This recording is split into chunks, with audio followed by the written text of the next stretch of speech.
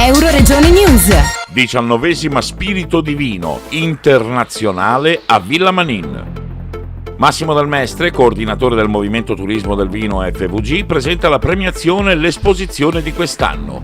Siamo a Villa Manin al 19° anno di Spirito Divino e abbiamo deciso di venire in questa fantastica location grazie anche alla collaborazione con l'ERPA, con la Regione, col Ducato dei Vini, ma soprattutto con l'aiuto degli amici giurati. Oggi sono presenti il presidente Alfio Crancis, Francesco Salvi e il carissimo amico Valerio Marini. C'è anche l'assessore Bini che è venuto a trovarci, ha detto delle ottime parole sull'evento, ma questo evento 20 anni fa intuì quello che sta già succedendo nel mondo del vino e in tutti gli altri settori, cioè per presentare un prodotto, un servizio bisogna emozionare, quindi noi raccontiamo il mondo del vino senza il vino, ma con la satira, con l'illustrazione.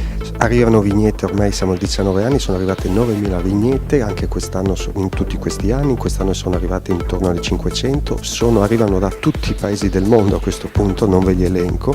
Una notizia di quest'anno che veramente tutti i pannelli che sono esposti vengono a maggior parte da paesi fuori Italia, quindi ciò vuol dire che questo veramente concorso è diventato internazionale. E questo è quello che sta succedendo oggi. Poi nel pomeriggio andremo tutti a passare il San Martino, perché in questi 2 giorni, nel weekend, abbiamo l'apertura, il cantina aperta autunnale, cantina aperta San Martino. Andremo in un'azienda con tutti i ragazzi, con gli ospiti, a partecipare a uno show cooking. Ecco, anche in questo caso facciamo la parte emozionale. Ormai il vino ha bisogno di tutto quello che può essere i concetti belli della vita, e il cibo è uno di questi. Quindi sempre di più le aziende, le nostre associate, le 60 aziende, 65 associate hanno capito che il turismo del vino non è più andare per cantina, ma bisogna emozionare mentre si va per cantina.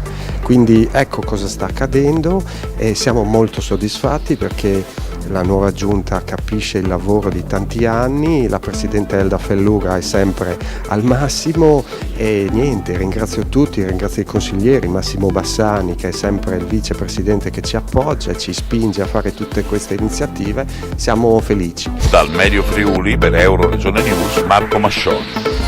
Euroregione News.